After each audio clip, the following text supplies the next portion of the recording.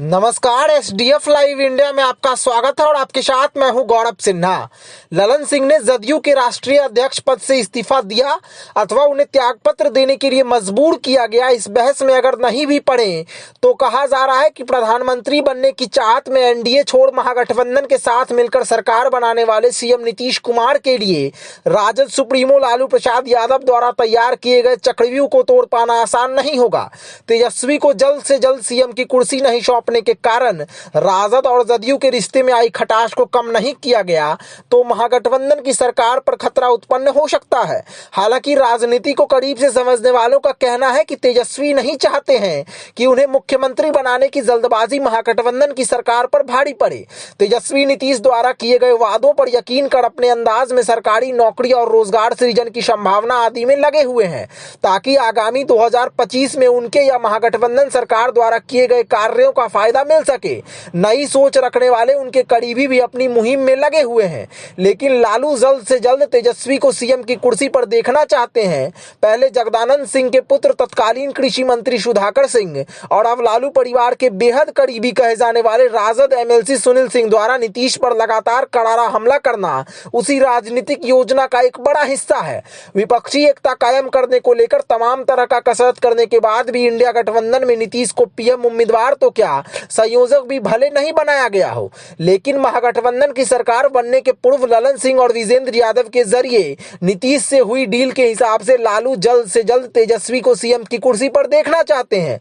जानकारों का कहना है कि इंडिया गठबंधन की चौथी बैठक में भी सीएम नीतीश को संयोजक नहीं बनाए जाने के कारण एक तरफ जहां नीतीश समर्थकों के बीच मायूसी छाई हुई थी, वहीं दूसरी तरफ नीतीश पर इस बात के लिए दबाव बनाया जा रहा था कि खरमास के बाद किसी भी कीमत पर तेजस्वी को सीएम की कुर्सी सौंप दिया जाए।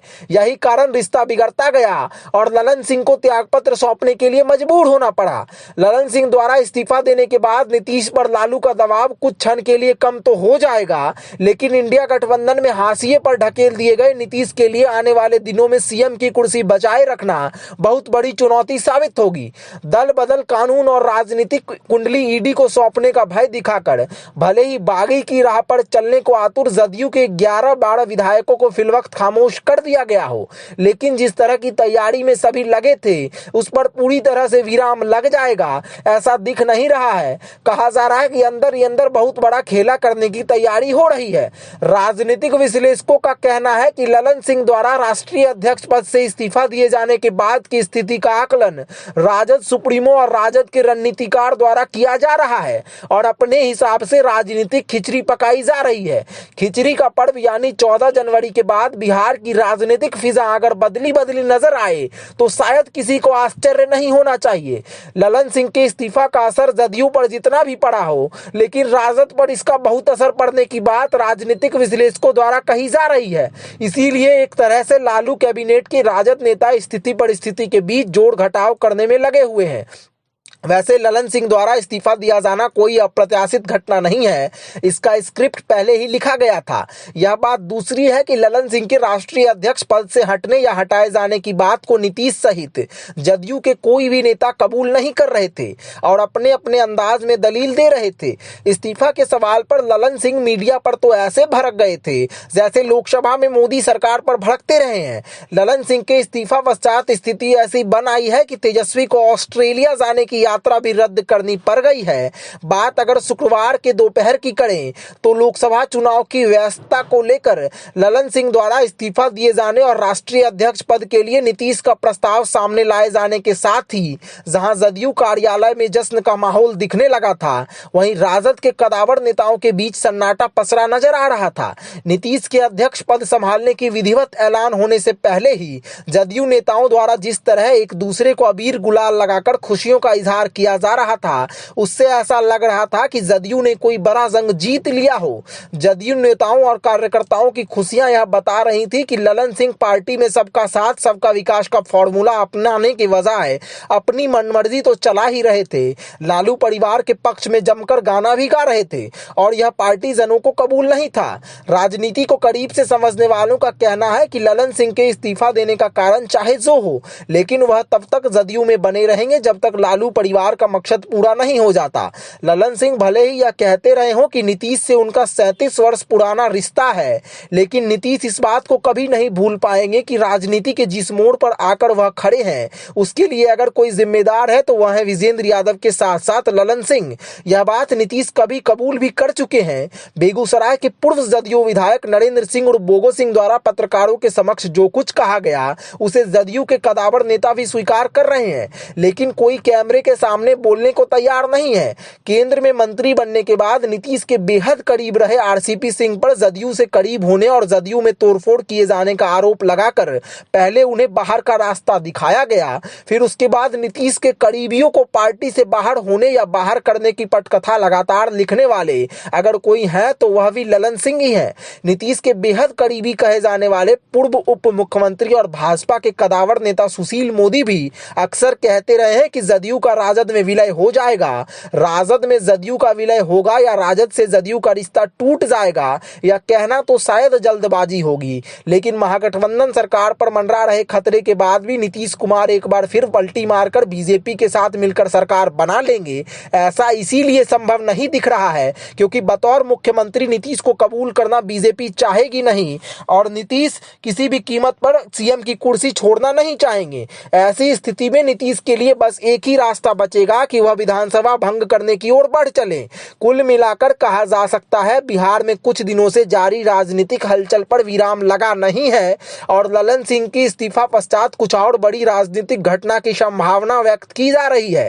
कह सकते हैं कि राजद और जदयू नेताओं के बीच सीएम की कुर्सी को लेकर जंग लगातार जारी है। बहरहाल ललन सिंह द्वारा राष्ट्रीय अध्यक्ष पद से इस्तीफा दिए जाने और सीएम नीतीश द्वारा कप्तानी का जिम्मा स्वयं संभालने के बाद महागठबंधन की सरकार स्मूथली चलती है अथवा कोई बड़ा राजनीतिक जलजला उठता है, इस पर सबकी नजर है। अब देखना दिलचस्प होगा कि आगे आगे होता है क्या। धन्यवाद। नीतीश जी को पुनः एक भूल या एक गलती करनी पड़ेगी, उनको एनडीए में वापस जाना पड़ेगा। दूसरा, बिहार की राजनीति में उनके लिए अब कहीं कोई स्थान नहीं बचता है, क्योंकि उनको कहा गया, मुंगेरी लाल के हसीन सपने दिखाए गए जो आप इस देश के प्रधानमंत्री बनिएगा, आप इंडी गठबंधन के कन्वेनर बनिएगा, संयोजक बनिएगा, और जिस दिन आप बना देंगे उसी दिन हमारे लाडले को बिहार का सीएम का शपथ आपको दिलाना होगा उसी दिन। और कुछ लोग ऐसे भी थे जो नीतीश जी को संपूर्ण रूप से मिट्टी ही धरा दिया जाए, जो जदयू को आरजेडी में विलय ही करा दिया जाए, जिसका खामियाजा आरसीपी बाबू को भुगतना पड़ा, उपेंद्र जी को भुगतना पड़ा, और आज नीतीश जी को अफसोस जरूर हो रहा होगा, जो बहुत भयानक हमसे भूल हुई, जो मैंने अपने विश्वास को खो दिया और जयचंद जैसे लोगों को अपने गले से लगा के रखा। आज परिस्थिति ये आ गई, उस इंडी गठबंधन में लाडले के पिताजी भी ये ऑफर दे सकते थे, जो नीतीश जी पीएम उम्मीदवार होंगे, लेकिन ये एक प्लान किया गया, इनको राजनीतिक हाशिए पर धकेलने के लिए, और ममता जी को मुंह बनाया गया और उन्होंने कहा खड़गे जी इस देश के प्रधानमंत्री बने, और शीघ्र उनके जवान से बात निकली, अरविंद केजरीवाल साहब उस बात को लपक लिए और समर्थन कर दिए। नीतीश जी के साथ बिहार की धरती पर बिहार के नेताओं ने इंसाफ नहीं किया है। अब देखिए आज कल में खेला होने वाला है। सूर्य के उदय से किसान को एहसास होता है जो आज का दिन कैसा होगा। तो आगे आगे देखिए होता है क्या। परिस्थिति तो बहुत भयानक बिहार की राजनीति में